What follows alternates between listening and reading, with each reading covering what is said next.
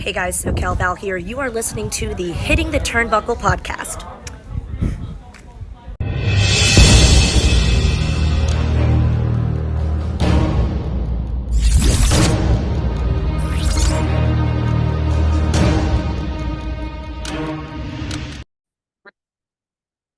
The United States tournament continues.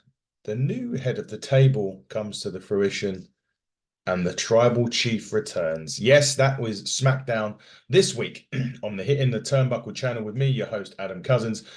Smackdown from Green Bay, Wisconsin kicked off with the return of the tribal chief. This guy's had more returns than Big Show has had face and heel turns. He wanted Green Bay to acknowledge him. He made sure that it was clear that Solo Sikoa would be the next tribal chief by getting him and Jimmy to join him, congratulating him. Randy Orton wasn't having none of it, and he wants Roman Reigns for the WWE Universal Heavyweight Championship. And he wants it at the Royal Rumble, which is going to be interesting. It hasn't been confirmed if that's going to be the case, but it looks as though Randy Orton and the Viper has his eyes firmly set on the Universal Champion Roman Reigns at the Royal Rumble. We have still got 5 weeks left before the Royal Rumble. So there's a long time for this to pan out, and perhaps Randy Orton will have to do something to get to the tribal chief at the Royal Rumble. But the challenge has been laid down. We then go to the first match of the evening, which was the first round match in the #1 contenders tournament for the United States Championship, which was Carmelo Hayes versus Grayson Waller. Now, if you remember, Carmelo Hayes got injured or was attacked at the end of NXT, but he did make it to the match against Grayson Waller, which was a really good competitive encounter to open SmackDown. But Carmelo Hayes connects with nothing but net to pick up the victory in that, and he will move on to the next round of the United States tournament, which I believe may be next week, which is going to be the weekend before Christmas as they film SmackDown next weekend. Now, at this point, Randy Orton has told LA Knight he doesn't need his help. They have no beef, so Knight needs to stay out of Orton's way. And LA Knight said he's going to be the man that will take everything away from Roman Reigns. We then move on to the second match of the evening, and it's another first round match in the United States US Championships #1 contenders tournament. And this is Kevin Owens versus the other half of A-Town Down Under, Austin Theory. And this match was won. Kevin Owens had the sling on his arm as well, and he did punch Austin Theory in the face with that in the arm. And that's how he won it. So he blocked the stunner and he clocked Austin Theory with the cast to pick up the victory. But, they're apparently now really internally pushing for A-Town Down Under to go on a run as a tag team. So perhaps tag team gold's going to come their way. Austin Theory hasn't been the same since WrestleMania, perhaps even since Vince McMahon has come out of the equation. You could argue that they just haven't been that keen on Austin Theory. Grayson Waller, on the other hand, has come up from SmackDown. He's got the gift of gab. He can go in the ring as well. So I think, perhaps that's the way to go. Austin Theory is still a star. There's no doubt about it. But I'm just not sure what WWE are planning to do with Austin Theory at this stage. Back to the back, Roman Reigns is mad that Randy Orton ruined Solo's moment. He needs to be silenced. It's promotion season, so tonight's a big night for Jimmy Uso, and he doesn't approve of Jimmy saying yeet, which now is back. They are now allowed to say yeet, or definitely Jey Uso is allowed to say yeet and have his merchandise yeeting. They've sorted out the yeet. Any issues? Oh, I've gone dark. Sorry, my light has gone. It's back. For those of you that are listening instead of watching, my podcast light went off. It's now back. So people can see me, which why they want to see me is another thing entirely, but they can now. They sorted out the trademark issues to yeet, so Jey Uso can now use that as merchandise. Karrion Kross is getting reborn again. Someone that's changed his someone that's had more changes than football managers in the Premier League been changing more. Karrion Kross are really. I don't know what the WWE want to do with Karrion Kross, and I don't think Karrion Kross knows what he wants to do with Karrion Kross, to be quite honest with you. He's another one that's got absolutely everything, but can't find the way or the push or the right, I suppose, the right feud for him. He's been sort of here, there, and everywhere, but just not in the right place. And Karrion Kross, maybe, and I think we said this, I think I spoke to Andy about this a few months ago. Too many people come back at the same time, and he's kind of where do you put him? Do you know what? I think don't take him back down to NXT, because if you're not going to do anything with the talent there on SmackDown, because Karrion Kross is absolutely talented as anything. If you're not going to do it there, send him back to NXT. Let him go off on there for a bit. It's criminal that he's not been used right in WWE, and it's criminal that Triple H, someone that knows this guy, someone that was in NXT with this guy, can't use him on SmackDown right. Absolutely criminal. Something needs to be done about it. Or do you know what? Let him go and let him be free elsewhere. And I think that's the other thing.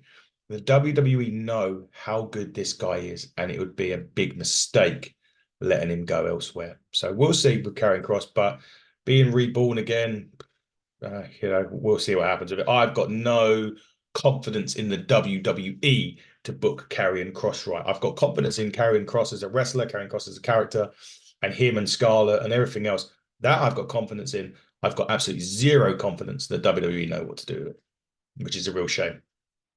Kevin Owens was backstage, and he's talking about wrestling Carmelo Hayes, which he'll be doing, I believe, next week. And Carmelo Hayes won't be a pushover in the match. We'll see next week. Bayley is entering the 2024 Royal Rumble, and at the same time that was announced, they were saying that Charlotte Flair's knee injury is going to put her out for up to 9 months. There's been a few in. I think there's been a bit more than the ACL injury I think that she had. I think they found a bit more of an injury in the knee. I believe surgery will be happening. Look, all the best to Charlotte. We hope that, she gets rehabbed, the surgery goes well, as an extreme success.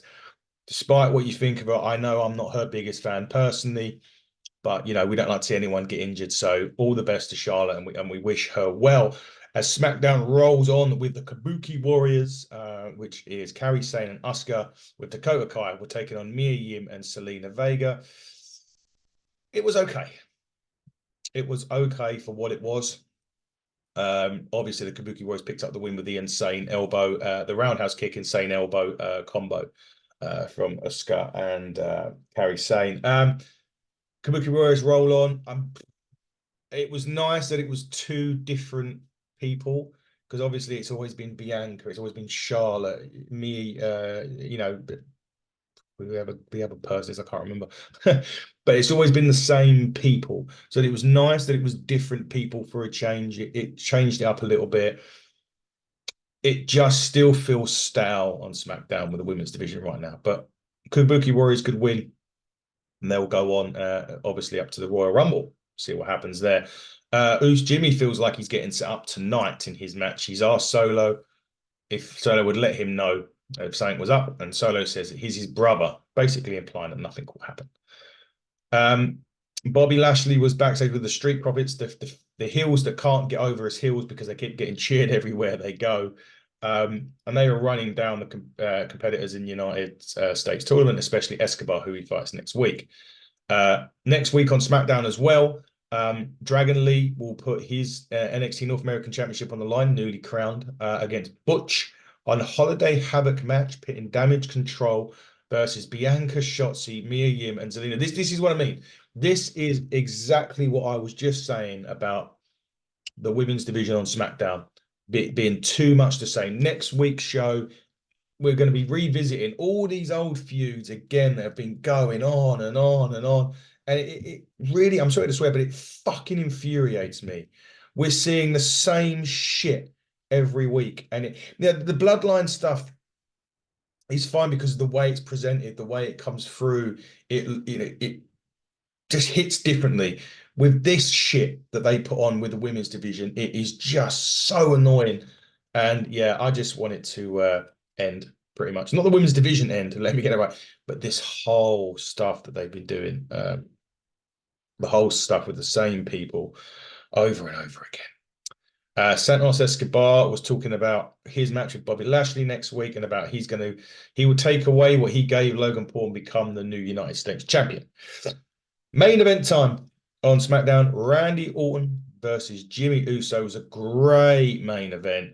Randy hits the RKO, which there was a really funny spot when Orton dumped him on the table. Jimmy Uso sold it brilliantly. I think he even got a laugh out of the Viper that he sold it so well, and Randy approved, so to speak. He won with the RKO. Then all of a sudden the Bloodline comes in and starts beating up Randy Orton, and then LA Knight, comes in. He starts helping Randy Orton. The numbers game is still too much for them. And then AJ Styles music hits, and the Bloodline are all facing the stage. And who's behind them? A considerably jacked looking AJ Styles. He's put on a bit of shall we say, beef. Since he's been away, he comes in, connects with a phenomenal forearm, cleans house. And as the faces are looking at the heels, as the heels retreat up the stage, AJ clocks LA Knight, with the clothesline.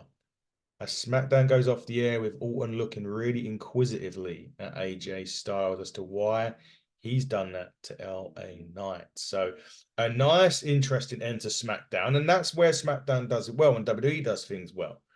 The twist with AJ Styles. Where does his allegiances lie now? Maybe next week on SmackDown, we'll get some answers at a Christmas edition of SmackDown. Usually they're a bit of fun, but I think this one will be a bit more serious. They have already taped next week's SmackDown. I already know, for those of you that are shouting through, oh, it's already been taped. I know.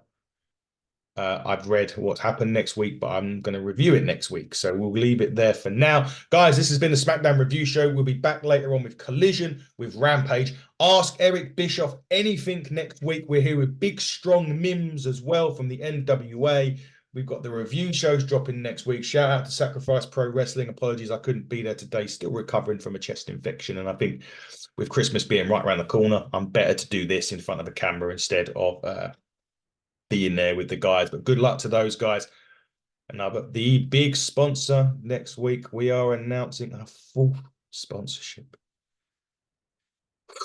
And let's say when we talk about someone that's destined for big things, this sponsor, the one that we're sponsoring, is destined for wherever he wants to go. And it's a he. I've let you slip there. It's a he.